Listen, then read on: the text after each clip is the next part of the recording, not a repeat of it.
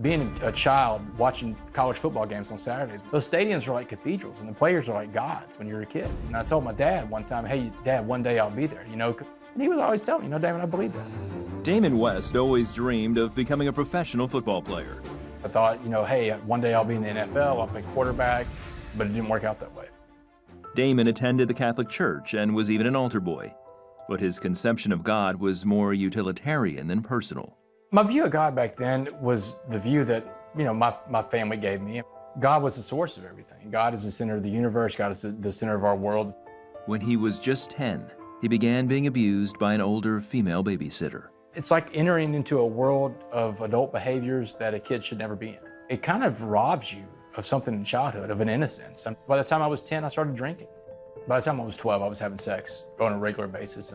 At his high school in Port Arthur, Texas, Damon became the star quarterback. His father's friendship with Cowboys coach Jimmy Johnson offered him a chance to see the world of pro sports. Whenever I'm in high school, Jimmy's coaching the Dallas Cowboys, and I got to bring 2 receivers with me to their training camp. We're out there with Michael Irvin and Troy Aikman and Steve Berline and those guys. We're running routes and throwing passes as those guys are getting done with practice. What high school kid gets to do that, you know? He was recruited by a number of colleges, but chose nearby North Texas. But his career wouldn't last long. September 21st, 1996, against Texas A&M. And I call that day of my life a big fork in the road. Again, a shotgun for Damon West, a running back all red off to his left. Here's the snap. He drops back to about the 32. So I separated my shoulder. And then when I got healthy again in the spring and got back in the rotation, there was an accident that I had in home where I severed my Achilles tendon in half. And that was it. That was the end of the career. That was a game changer there. My life was wrapped up, my existence was wrapped up in playing football. And once that was gone, I was mad at God. I was mad at the world. I was mad at everybody. His doctor prescribed painkillers, which added to the list of substances he was abusing. The painkillers, I abused those too. And now I'm putting in the cocaine, the ecstasy, the pills. I'm doing all the hardcore stuff now. I would abuse anything that was in front of me, I would abuse.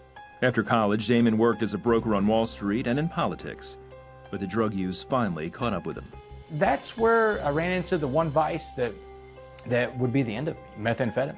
It took me no time to lose my job, my apartment, my car, my savings account, my sanity. I went from working on Wall Street to living on the streets of Dallas. Eventually, I ended up in other meth houses, other meth dens with other meth addicts. He also began stealing to support his habit.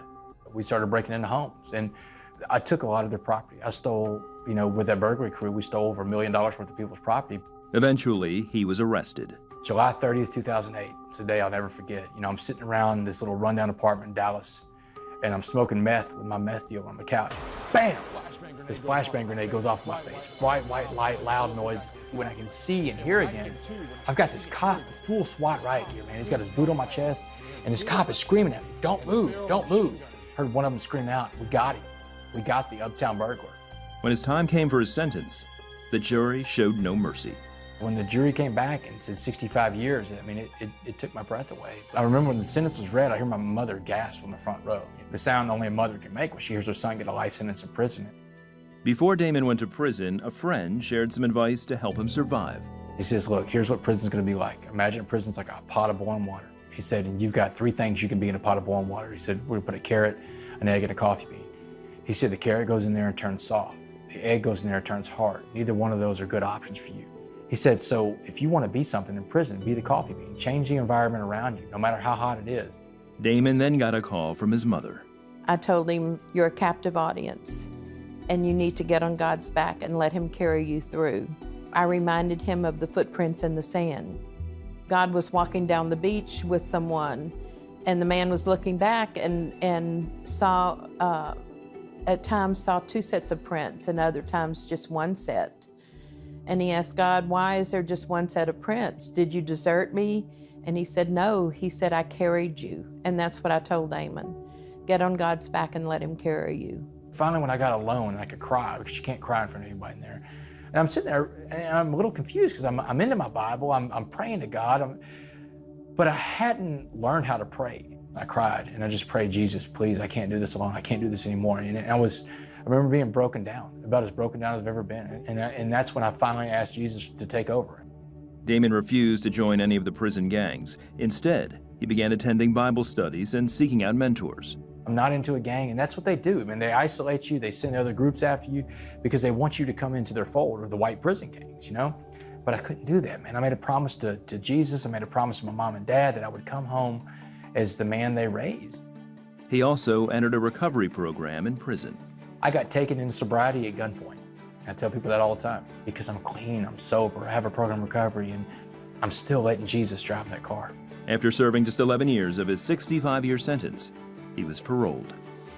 Total God thing that I made parole. I was blown away with the grace that Jesus bestowed on me. Jesus had a plan the whole time. I remember turning back to look around because something told me to turn back and look around, and it's this voice inside your head saying, I want you to remember what this looks like. You're going to work for me now. And if you ever stop working for me, you'll be back. Don't come back. Damon is now married and speaks all over the U.S. He also has authored 2 books. My purpose now in life is to go out to be an example to others of what not to do. But the other part of my life is to be that message of hope. That message of hope of what Jesus' grace and Jesus' love can do for someone. I was a drug addict and a thief and a liar and a cheat and everything else you can think of that's bad. And he turned all that around to a person that's useful again. And people love a good redemption story. A person that goes out and can be the change agent. A person that goes out and can be that coffee bean and turn whatever pot of boiling water he's in into a pot of coffee. And it's a testament to what he can do.